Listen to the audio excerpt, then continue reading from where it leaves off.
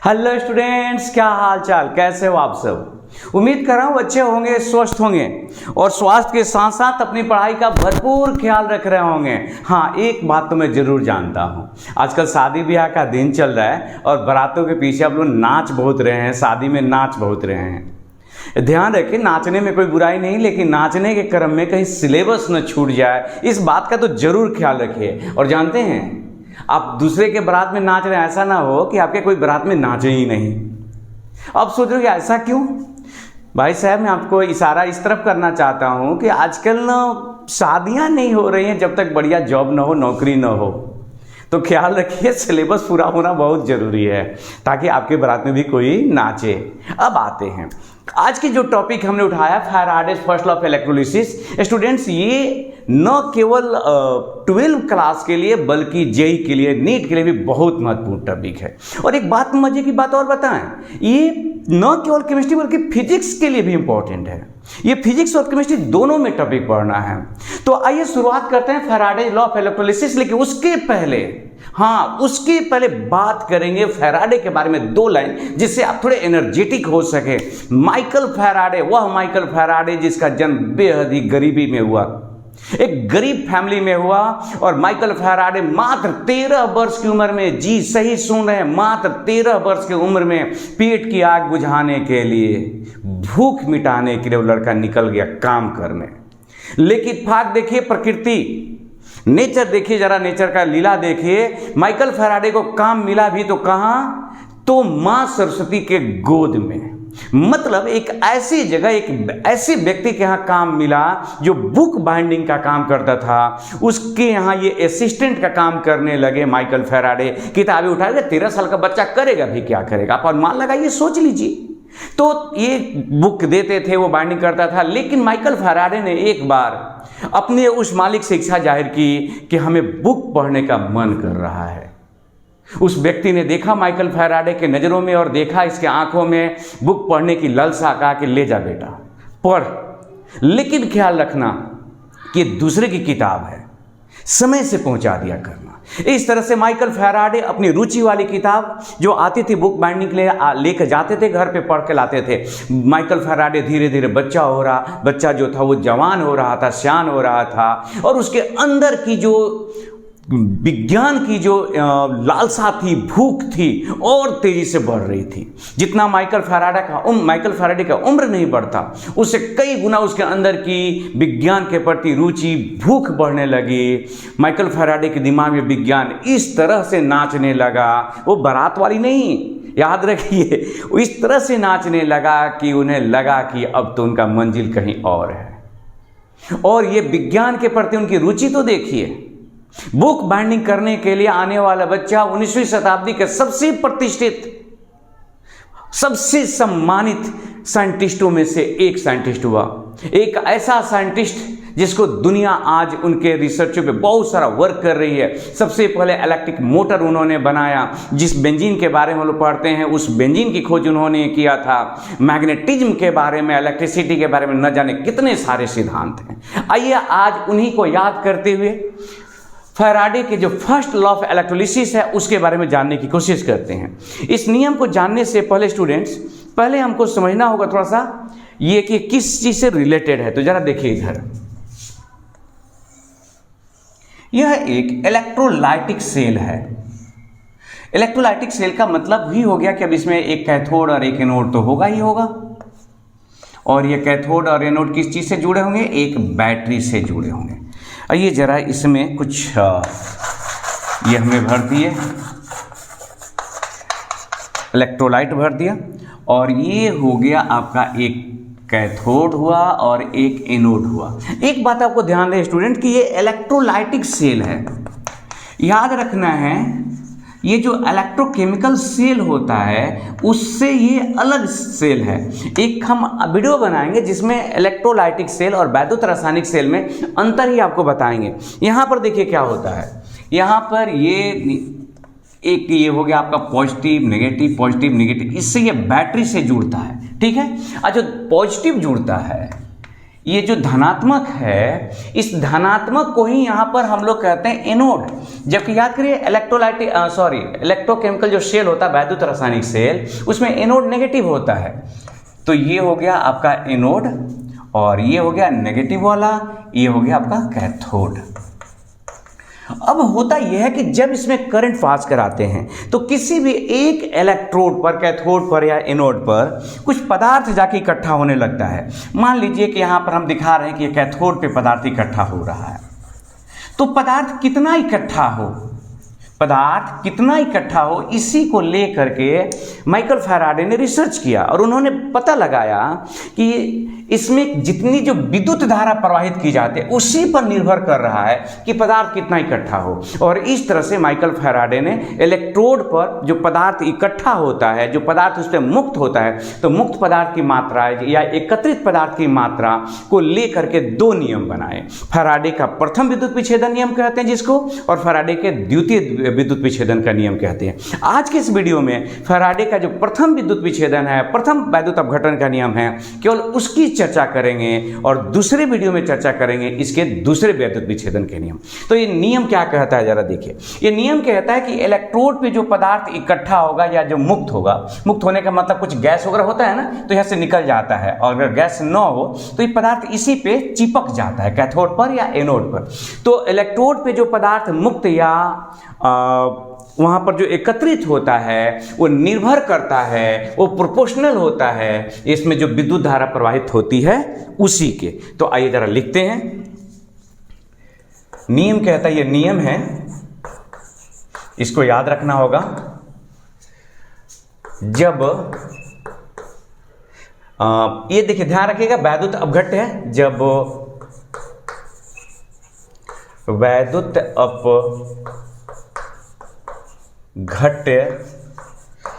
से विद्युत धारा प्रवाहित की जाती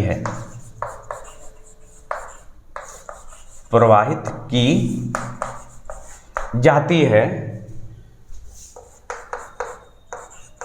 की जाती है तो इलेक्ट्रोड पर, किसी भी इलेक्ट्रोड पे हो सकता है, इलेक्ट्रोड पर मुक्त पदार्थ, मुक्त या आप कहें कि एकत्रित पदार्थ, उसमें प्रवाहित विद्युत धारा, उसमें प्रवाहित विद्युत धारा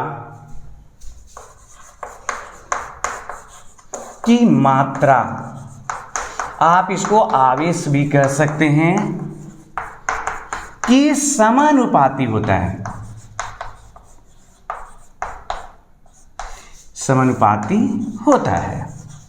इसका मतलब ये हुआ कि जितना ज्यादा मात्रा में आप इसमें विद्युत धारा प्रवाहित करिएगा उतनी ही ज्यादा मात्रा में इलेक्ट्रोड पर पदार्थ इकट्ठा होगा। ये तो एकदम सिंपल सा हो गया कि कोई भी काम आप ज्यादा देर तक करेंगे तो ज्यादा उसका प्रोडक्ट मिलेगा। यही बात यहाँ पर लागू हो गया कि जब किसी वैद्युत अपघट्य में आप विद्युत धारा प्रवाहित करिएगा तो इलेक्ट्रोड पर पदार्थ इकट्ठा, सिंपल सा बात समझिए। तो इलेक्ट्रोड पर पदार्थ कितना इकट्ठा होगा, तो रूल कहता है कि जितनी ज़्यादा आप विद्युत धारा दीजिएगा उतना ही ज़्यादा इलेक्ट्रोड पर पदार्थ इकट्ठा होगा। अगर कम दीजिएगा तो कम होगा, ज़्यादा दीजिएगा तो बताइए इसमें कौन बड़ी बात है। आइए जरा इसको समझते हैं, इसको गणितीय रूप में, मैथमेटिकली अगर कहें इसको,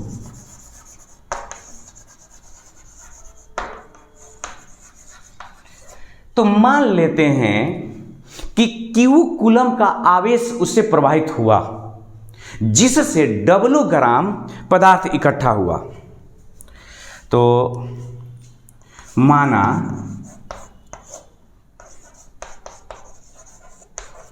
वैद्युत अपघट्य से Q कूलम से लिख दिए का आवेश प्रवाहित होने पर W ग्राम पदार्थ इलेक्ट्रोड पर मुक्त होता है, इकट्ठा होता है। इलेक्ट्रोड पर मुक्त होता है। इसका मतलब मुक्त होता है। तो आपने क्या लिखा, इसलिए आप लिख सकते हैं, आपने तो कहा कि जो W हो इकट्ठा है वो आवेश के समानुपाती होगा। तो अब आप देखिए जो W है, एक हमने कांस्टेंट लगाया Z और ये Q हो गया। और अब बचपन से पढ़ते आ रहे हैं कि Q इक्वल टू क्या होता है, I इंटू T। तो अब आप लिख सकते हैं W इक्वल टू ZIT।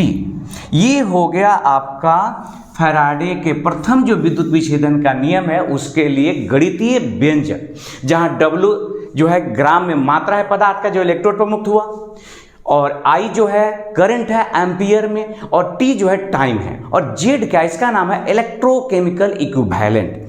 इसे दोस्त कहते हैं एक नियतांक है जहां Z बराबर एक नियतांक है जिसे इलेक्ट्रोकेमिकल इक्विवेलेंट कहते हैं।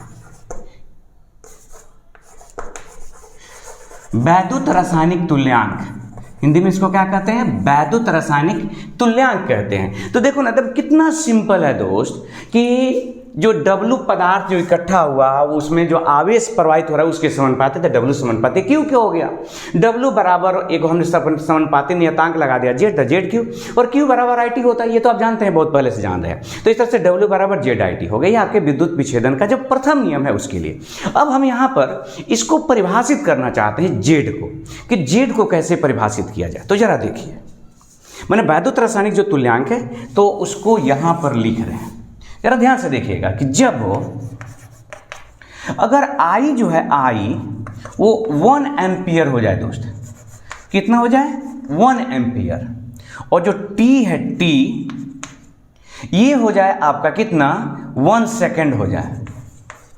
तो अब जरा देखिए I बराबर 1 एम्पियर, T बराबर 1 सेकेंड, तो इसलिए क्या हो गया आपका W बराबर Z।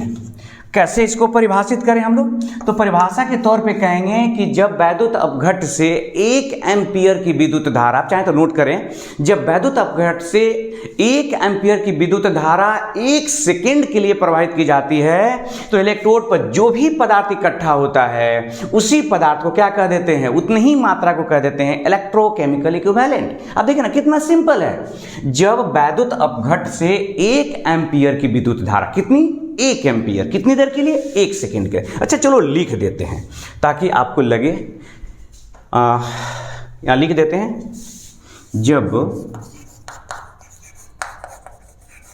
वैद्युत अपघट्ट से 1 एम्पियर की विद्युत धारा 1 सेकेंड के लिए प्रवाहित की जाती है, प्रवाहित की जाती है, तब इलेक्ट्रोड पर मुक्त पदार्थ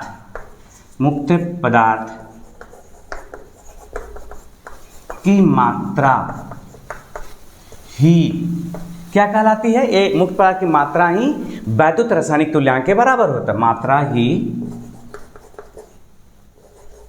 वैद्युत रासायनिक तुल्यांक, जिसको आप क्या कहते हैं, Z कहते हैं, के बराबर होता है। स्टूडेंट मैं उम्मीद कर रहा हूं कि इस Z के डेफिनेशन, अब देखिए इस पे क्या है, इस पे न्यूमेरिकल सवाल बनाना बहुत इंटरेस्टिंग है। ये आप सिंपल से समझ लीजिए कि जब किसी वैद्युत अपघट्ट से विद्युत धारा प्रवाहित की जाएगी तो इलेक्ट्रोड पे पदार्थ इकट्ठे होंगे भाई साहब, कितने होंगे, तो उसमें जितनी ज्यादा विद्युत धारा प्रवाहित करिएगा पदार्थ उतना ज्यादा इकट्ठा होगा। अब रही बात कि यहाँ आप अगर गणितीय व्यंजक के रूप में एक मैथमेटिकल एक्सप्रेशन चाहते हैं तो W हो गया Q के समानुपाती, जहाँ Q जो चार्ज है उससे जो फ्लो कर रहा है। अब हो गया आपका W बराबर ZQ, जहाँ पर Z जो है एक प्रोपोर्शनलिटी कांस्टेंट है, समानुपाती नियतांक है, जिसको प्यार से लोग इलेक्ट्रोकेमिकल इक्विवेलेंट कहते हैं। अभी कह दीजिए, आपको उसमें कुछ जाता नहीं है। तो इस तरह से W बराबर ZIT हो गया। अब आप चाहते हैं जेड को डिफिनीशन दे, तो अब देखिए पहले बात कि जेड जो है ना, इसको निकालने के बहुत सारे तरीके भी होते हैं। एसिड के लिए जेड कैसे निकालते हैं, बेस के लिए कैसे निकाला जाता है, मेटल के लिए कैसे निकाला जाता है, नॉन मेटल के लिए, वो बाद में हम आपको बताएंगे सेकेंड लॉ ऑफ इलेक्ट्रोलिसिस पर। फिलहाल अगर इसको यहाँ से परिभाषा देखें तो आप देख रहे हैं कि जब आई बराबर 1 एम्पियर हो जाए, टी 1 सेकेंड हो जाए, तो डब्ल्यू जेड के बराबर हो गया। और बहुत आसानी से कह सकते हैं कि जब विद्युत अपघात से 1 एम्पियर की विद्युत धारा 1 सेकेंड के लिए प्रवाहित की जाती है, तो इलेक्ट्रोड पे जो पदार्थ की मात्रा मुक्त होती है वही क्या होता है, वैद्युत रासायनिक तुल्यांक के बराबर होता है। उम्मीद करता हूं ये बातें आपको समझ आई होगी। फिर भेंट होगी अगले वीडियो में सेकंड लॉ ऑफ इलेक्ट्रोलिसिस के साथ, और उसके बाद बनाएंगे इस पे सवाल। तब तक अपना ख्याल रहिए, हंसते रहिए, मुस्कुराते रहिए, और हाँ, शादी ब्याह में नाचिए जरूर, लेकिन अपने पढ़ाई को भूल कर नहीं। धन्यवाद।